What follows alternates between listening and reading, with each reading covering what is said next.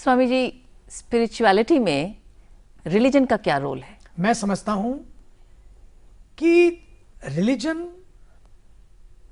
जब अपनी जड़ों से कटता है तो समस्या होती है।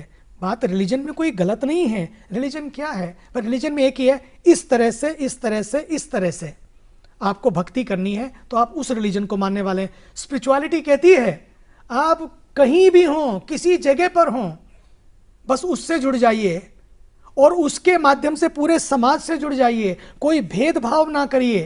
रिलीजन में कई बार बैरियर्स और बाउंड्रीज भी क्रिएट हो जाती हैं जी, चाहे वो बुक्स के माध्यम से हो, चाहे वो उसके इंटरप्रिटेशन के माध्यम से हो। बिल्कुल, हर एक यही किताब आज हो रहा है जी। अलग अलग इंटरप्रिटेशन जो हैं जी। वो कई बार कंफ्यूजन भी क्रिएट कर देते हैं। स्पिरिचुअलिटी में तो एक ही इंटरप्रिटेशन है, बस उससे जुड़ जाओ और उसके माध्यम से सबसे जुड़ जाओ। और सबसे जुड़ने का एक ही तरीका है, सेवा करो, समाज को अपने आप को सौंप दो।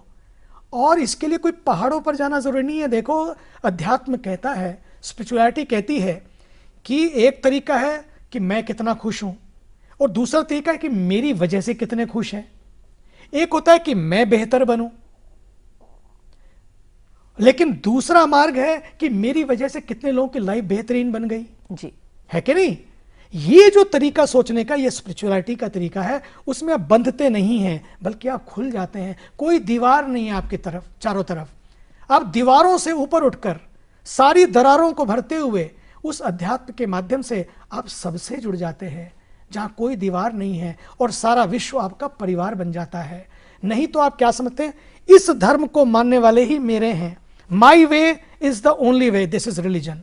My way or no way, this is religion.